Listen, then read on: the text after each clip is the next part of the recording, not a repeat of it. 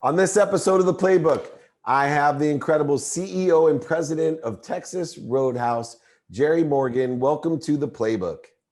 Hey, thanks for having me. Glad to be here. Well, you wrote a book called Made from Scratch, and it's your legendary success story of the Texas Roadhouse. But in essence, you seem to be a guy authentically that is made from scratch. It's a rare thing that someone has built their career within an organization with over 23 years at the same place, learning the ins and outs of that business, previous with a couple other big brands that start with a B. What have you learned about staying with a company for that long, since so many of us change jobs every two and a half years? Well, first of all, Kent wrote the book, and I am his successor. Right. And, but I will tell you that a lot of the things that he shares in Made from Scratch are the recipes that we use today and follow when it comes to our success pattern. So whether you use a playbook or whether you follow, what I learned in working with Texas Roadhouse for the last 25 years or 24 and a half is following that recipe of make sure your food is spectacular, make sure that your service is hospitable, and that your partnership in the community is deep rooted. And then take care of your facility, love your employees, respect your guests, and partner with your vendors. So a lot of that was written in the book by Kent Taylor is clearly the recipe that I will continue to use, because it is what I grew up on and it's what I believe in, fundamentally being sound at executing. I compare it to, the Green Bay Packers ran the power sweep 90% of the time, but nobody could stop them. Why? Because it's one play and they executed it better than anybody in the whole world or that time frame. It's one restaurant trying to do our best at providing our guests with a great experience.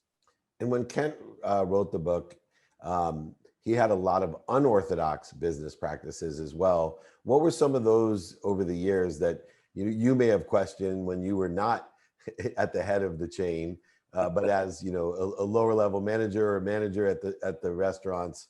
What were some of the unorthodox business practices that you now see as being genius? Well, I will talk line dancing, which I was never really a big fan of, because I felt like I was a fundamentally sound operator, that I didn't need this dancing gimmick to entertain my guests while they were waiting for their food. But now in retrospect, I do see the value in that fun and entertainment side of it. So I don't like gimmicks necessarily. I'm a pretty straight shooting character, but I do understand that there are a few things that you have to do that make things a little bit memorable or separate you from your competitors. And line dancing is one of those things that really did.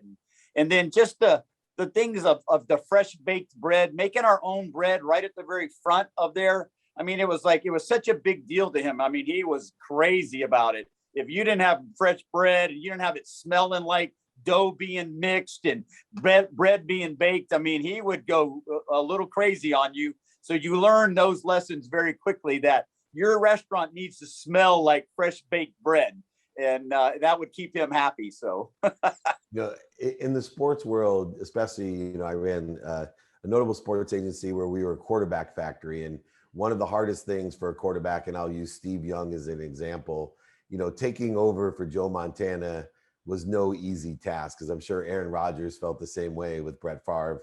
Yeah. And here, Kent passes in January of 2021. Is that correct? Or March 18th. March 18th, one day after my son was born. He was born on the 17th. And then the book came out in August, but you became CEO. Pretty big shoes to fill. What were some of your biggest fears of taking over the quarterback position from such a legend? Yeah, that's a great question, because I try to think a little bit about how would an Aaron Rodgers take over, or how does anybody take over for Tom Brady, kind of when you're taking over for even Bart Starr, or how do you take over for Vince Lombardi or Tom Landry? I did watch that transition when Jimmy Johnson took over for Tom Landry. And, and I saw that the number one thing was Jimmy had to be Jimmy. Tom Landry was such a different guy than him. And that Jimmy went down to Miami and didn't have great success after Shula and a few others. But in Dallas, he did. But he made it his own team. But he stunk the first year. I don't know if you remember, his first year was 1-15. And then he goes on to win 3 out of the next 5 Super Bowls or something with an amazing team. But, he built his team. He fundamentally changed the strategy because Jimmy Johnson's a high energy, passionate guy. Whereas Tom Landry was a very straight shooter and a very religious guy, but he didn't scream and yell. But I'll tell you, you didn't want to upset him. So, finding that balance of what I learned from Kent, but I would know that Kent would want me to do it my way, in the way that I'm comfortable. He and I had some conversations about, trust in your decisions, Jerry, trust in your beliefs, and understand what you bring to this table, which is different than him. And different, but I believe in our philosophies. I might execute the plan a little bit different. I might communicate to the people a little bit different, but because I grew up from the ranks as a managing partner, worked my way up, I feel like I know what the heartbeat of this company is. And I clearly believe in the vision of keeping legendary food, legendary service at the top of our mindset. But ultimately, I want our employees to have a great experience in working here. And I want our guests to feel great when they pay for the product that we deliver to them. So if we keep working hard on that and execute the plan, I think the bottom line is, if you're a quarterback, if you're a guard, if you're the center, as long as you do your job and everybody else does their, the teams are very successful. And my job is, I am kind of a coach guy. So I like unity on my team. I like us to be focused on the same things and work very hard. So painting that picture, making it a clear vision, and then executing the plan will be key to our success.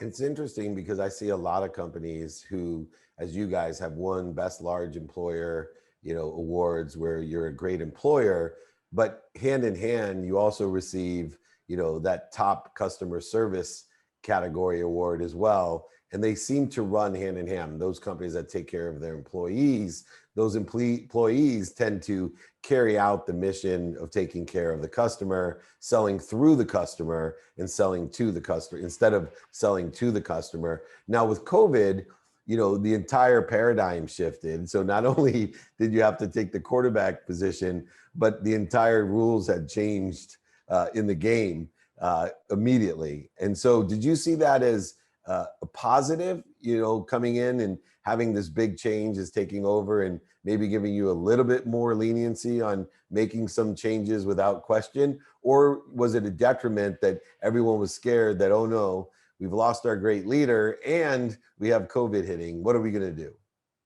Well, I think he guided us through COVID, because it hit the year, probably dang near a year before he passed on us. But, he really guided us through that and showed us how to overcome adversity. So if I take a page out of his playbook and understand that we're day by day right now, we're just trying to make sure that we can get back on track and do the things that we did early in 2019. And we were executing at a very high level. Our restaurants were packed. We had people all over our corrals and the waiting. I mean, we were having a ton of success. Oh, by the way, guess what? We went through 2020 and we have 2021 actually doing better numbers, and with less staff and with probably even so to some degree less, because we're doing more to-go business. So we might have changed the model of how we do business, but I will tell you, we're still having the same success because we're working hard at it. And I think that's the big thing is, don't give up. Even when the times are tough, keep fighting the fight and we will come out on the right side. Take great care of your employees, give your guests what they expect at a value, and then be great partners in your communities, because our communities were hurt all across. We were putting up tents in the parking lot. We were putting up, tables in the parking lot and chairs, and creating dining rooms in the middle of our parking lots so that people could come have our food. And our guests really appreciated that. We created drive-throughs in our parking lot with cones. And, you know, it was amazing to see how well our operators jumped on every idea that we sent out there to them. And oh, by the way, they shared a lot of the ideas and successes they were having with us so that we could share with the whole company, which I will tell you, there's egos, but not big egos. When we came here to do together, we're doing together. So we share as a team. We work hard as a team. We win and lose as a team. So that's something that Kent was really adamant about. And then obviously when we lost him, you know, I really had to look in the mirror and go, I'm not Kent Taylor. I am Jerry Morgan. I have had a lot of success. And if he had enough faith in me to put me in that position, but I also will tell you that I was fortunate enough to talk to Jim Parker before he passed away, and he took over for Herb Kelleher, the guy at Southwest Airlines. And I'll give a shout out to a gentleman that really helped me too, was Doug Brooks, who took over. You know, he was not right after Norman Brinker, but maybe but he shared with me a lot of thoughts of how Chili's survived, you know, when Norman Brinker got hurt and then when he passed, and how you overcome that. And because there's not really many companies that their CEO left and when he was still deeply rooted as the CEO. And so there was, you know, there's still a lot to learn, but our company is really healing. Sometimes when you go through a really crazy event, your family comes together tighter.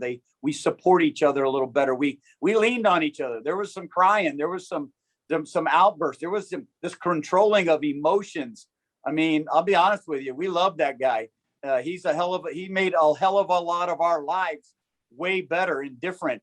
And he believed and trusted in us. So it's our job now to go out there and do what he trained us to do and execute at a high level and show a lot more people that Roadhouse still has a lot to give. And he's certainly doing that with over 5,000 guests a week, 300,000 meals per day. Ironically, even steak is about 44% of, accounts for 40% of your menu. But the interesting thing is you still don't spend a penny on national advertising. You know, it's your free hot bread and peanuts are your best advertisement, as Ken always said. But you have shifted in 2020 through Ken, and you're carrying this on. I know you are one of the top brands that resonates with consumers by influencer marketing and data firms. So you're, you know, transcending maybe not through national advertisement, but the social side of things, you're doing extremely well. What is it that is resonating in the influencer marketing space? Is that part of the community in the same core mission, or is there something different you're doing to get such great resonating values within those consumers? Yeah, I would say we've always had this strategy of local store marketing, which is kind of a grassroots, get out into we build a restaurant in a community.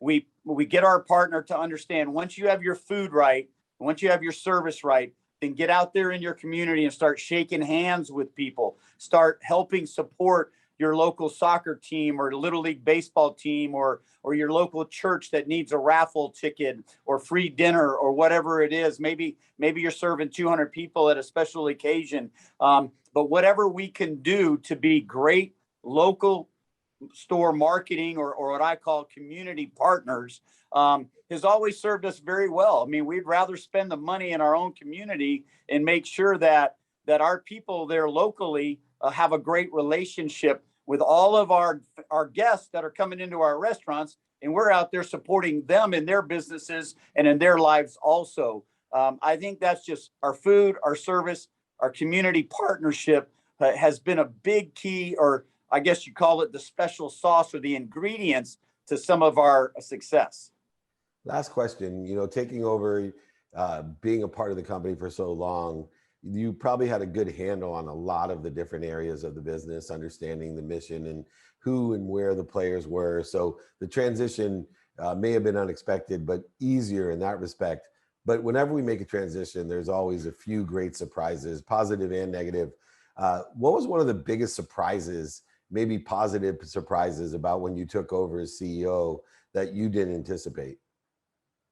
Well, I think I saw our company play this game of the restaurant side, especially on the support center. I'm a guy that lived in the field for 24 years and ran restaurants.